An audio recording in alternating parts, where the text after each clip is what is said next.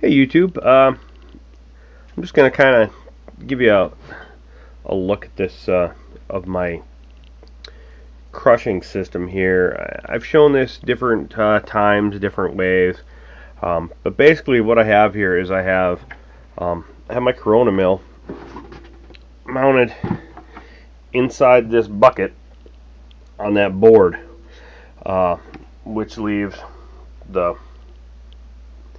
spindle out, and then inside my bucket that catches it is a metal bucket that sits up, which the board sits on. I added that to maintain distance, otherwise this I just rested right on the lip of the bucket that you were milling into, and it didn't work so well. There are days when on top of here I put a water jug that I've cut down that works as a hopper. I'm doing the Fuggnugget today. It's actually a pretty big grist, but I'm also doing it inside, and so I can tell you that I'll just fill the hopper up. I'll gently, well, here, might as well fill it.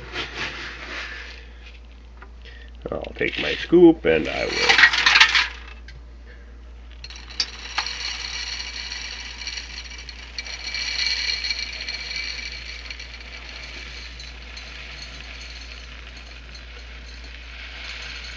and it goes a lot faster if you use both hands, but I'm not gonna worry about it. And actually that's only about half full, and I would fill it all the way. And then I just kind of rest the lid on it, and that just keeps anything from bouncing out, because when it comes out of there it flies pretty good. Eventually I'm going to make a cover for that makes it go down, but the truth is, if I do this system like this, it works pretty effectively without, so it's not a big deal. I also have a cardboard piece that fits right over this that I can slide onto this if I have the hopper in, and it does a pretty good job of making sure that I don't lose much. And even if you do lose a few pieces of grain, it's not a huge deal, obviously. In a system's like a 16-pound or 17-pound grist. This is the Fuggnugget, and I don't very often show this part. I don't know. I could show a little bit here. Let's do this. And so I'm going to show just a little bit of this. It's going to make a mess because I don't have it covered because I want you to see it. But this is basically how she works. That's on there, and we.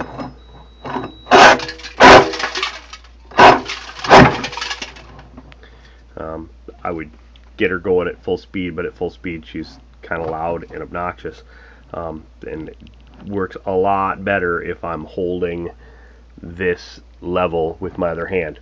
Can't do that with the phone. Plus it's really loud if I actually show you the actual milling, but I was just kind of setting it up so you can see how my milling system works. And I don't know just how much video I will shoot of this brew. Like in the past, I don't usually shoot full brews. I shoot pieces and parts. And this is a part that I talk about, and I've shown the measuring of the grist, and I showed the milling of the grist when I was doing it by hand. But I just wanted to do a little more complete walkthrough of how my mill works. All right. See you in the next segment.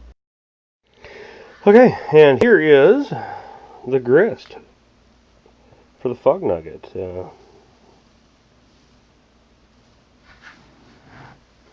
Smells awesome.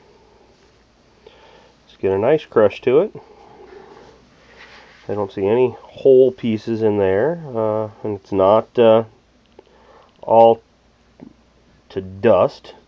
And so that's that's almost all, but does a nice job. I get a reasonably consistent crush, and that's the system. Hey YouTube, this is going to be sparge water for the Fuggnugget. This was the mash in. We're about to put first sparge in here and second sparge in here and another pot. The sparges will be 1.8 gallons or 7 quarts plus 22 ounces is what they're going to be. I'll show you where we're brewing today. Okay, yep, that's my brewing assistant, William. Can you say cheers 17? Cheers 17! Mostly he's holding handles for me, but there's the mash. We're not going to keep that open for long because we're mashing in for 75 minutes. And we'll be back.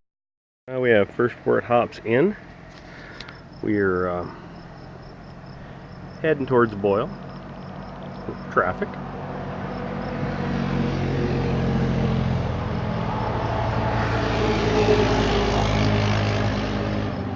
Which I may or may not cut out of the video. Did adjust the water chemistry slightly on this one. This one's pretty hoppy, and I thought on my last hoppy one that I could use just a little boost to the hop presence. So this one has 1 teaspoon of gypsum added to adjust the water chemistry. We'll see how that goes. We're just waiting for hot break. Well, we're waiting for boil, 60-minute hops, and hot break. Once again, I'm not gonna film, every step, make this a 20-minute video showing you every step of the boil and the whole process, because most of you have seen it, and if you haven't, there are far better instructional videos out there for, how to do a wort. This is just kind of a little clips as we go to keep you updated on the Fuggnugget. Basically, the first wort hops were Fuggles in Nugget.